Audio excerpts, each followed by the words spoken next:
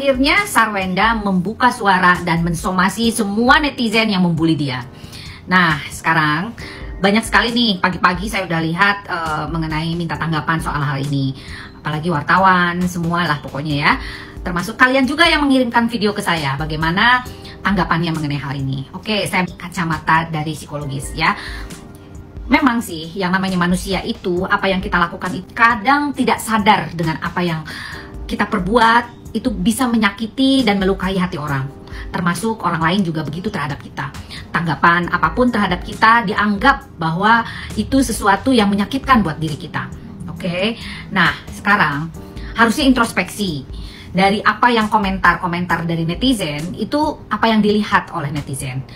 Nah, saran saya nih, kalau boleh ya, sebaiknya perlakuan atau kelakuan yang diperlihatkan, dipublish terhadap anaknya ya, yaitu siapa, Betran. Kan semua orang tahu bahwa Betran itu bukan anak kandung gitu loh. Sebetulnya anak kandung aja kita harus batasi dengan sikap dan perilaku, apalagi dia sudah menjelang dewasa gitu loh. Karena kurang elok lah dengan hal-hal yang diperlihatkan secara vulgar dan sensitif gitu loh. Karena ini hal-hal yang sensitif nih yang harus kita kacamatanya itu kita harus melihat dari sisi yang betul-betul jangan dipublish ke muka umum gitu.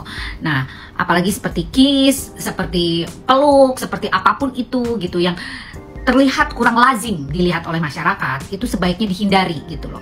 Ya, baik secara formal dan non formal sih sebetulnya ya. Walaupun kita sayang banget terhadap anak kita ya, ada batasan-batasan yang harus kita lakukan gitu untuk kesehatan mental kita gitu loh. Dan Betran itu kan sekarang sudah dewasa, ada naluri atau ada mungkin libido naik atau apa hasrat dan keinginan itu ya, maksudnya ya dalam tanda kutip mungkin saja bisa terjadi gitu loh, karena kan berlainan jenis dan sebagainya. Walaupun itu ibu gitu ya, sudah dianggap ibu dan sebagainya, tetap saja hal tersebut kurang elok dipandang mata oleh semua netizen yang melihat dia. Terkadang gini, ada orang yang tidak bisa melihat sesuatu yang vulgar gitu loh, jadi pasti berpikirannya negatif gitu loh. Nah, untuk menghindari hal itu ya sebaiknya kita tidak mempublish hal-hal yang berhubungan dengan hal-hal yang sensitif seperti ini gitu ya. Jadi saya sih bicara agak hati-hati nih, karena apa?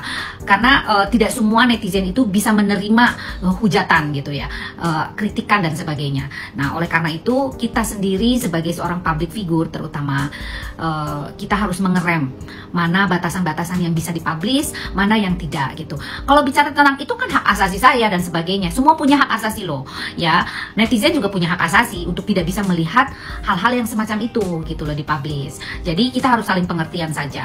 Apalagi di sini masalahnya ini kan sudah menjadi konsumsi publik gitu loh. Jadi semua orang bebas berkomentar.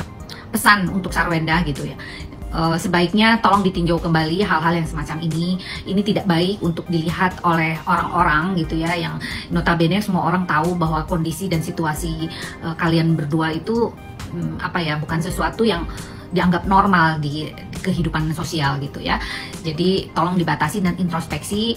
Buang-buang waktu saja kalian itu untuk mensomasi, tapi boleh juga sih mensomasi, boleh, atau memberikan peringatan kepada tidak dibully gitu ya. Orang-orang yang membuli begini juga kan memang orang-orang yang nyinyir gitu, yang tidak tahu batasan mulut dan jarinya ini yang tidak bisa dikontrol gitu loh. Atau mungkin buzzer-buzzer yang memang kurang suka dengan kalian gitu, bisa saja dihembuskan. Jangankan kalian, saya aja sering kok dibully gitu loh, apalagi dengan statement-statement yang menurut netizen itu kurang sehati dengan dia gitu ya. Ya sudah, jadi ini adalah bagian dari resiko dan konsekuensi. Kita harus legowo, bisa menerima apa yang menjadi sebuah perlakuan kita terhadap diri kita sendiri nih, yang bisa mengomentari dan dikomentari oleh semua netizen seluruh Indonesia terutama gitu loh.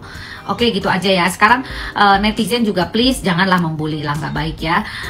Sebaiknya dinasehati itu secara umum juga kayaknya agak-agak sulit ya, soalnya ya Ya jelas, karena kita semua nggak kenal dia, nggak kenal Sarwenda, jadi apapun itu ya pasti dibicarakan di publik gitu, karena beritanya pun di publik, ya pasti di komentar juga di publik gitu loh. Jadi kita saling pengertian saja. Kalau kita memang tidak mau ada perundungan atau tidak mau ada protes dari orang-orang, yang sebaiknya kita batasi perilakuan kita, seperti itu ya. Mudah-mudahan ini adalah bagian dari masukan yang baik dan direalisasikan oleh kalian semua. Oke, salam Lita Gading.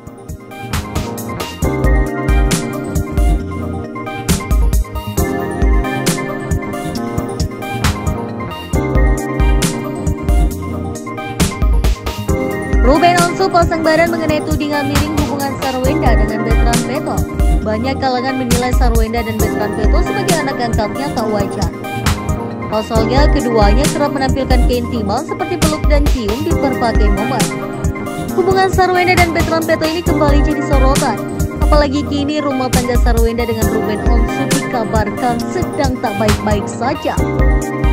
Terbaru, Sarwenda melayangkan somasi kepada sejumlah haters yang berkomentar miring ihwal dirinya dan Bertrand Peto. Dia tak terima dituduh macam-macam dengan anak angkatnya itu. Melihat ini, psikolog Lita Gading ikut menyorotinya.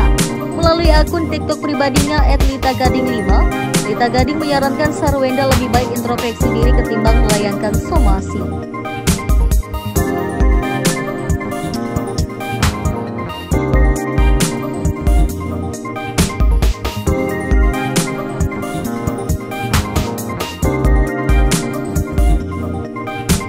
Menurutnya, komentar miring yang muncul itu refleksi atas interaksi Sarwenda dan Bertrand Peto selama ini. Penyebabnya beberapa orang menilainya tidak lazim. Apalagi menurut Lita Gading, Bertrand Peto juga sudah beranjak dewasa, jadi kurang pantas jika kelewat intens berinteraksi dengan Sarwenda. Lita Gading pun meminta Sarwenda membatasi interaksi berlebihan dengan Bertrand Peto. Bahkan Lita menyarankan agar kontak fisik yang tidak lazim di mata masyarakat agar diminimalkan. Ruben Onsu pasang badan. Kabar miring antara Sarwenda dan Bertrand Peto membuat presenter Ruben Onsu bereaksi keras. Apalagi Ruben Onsu tahu fakta sebenarnya hubungan Sarwenda dan Bertrand Peto tak lebih dari ibu dan anak. Walaupun status Bertrand Peto itu bukan anak kandung dari Sarwenda.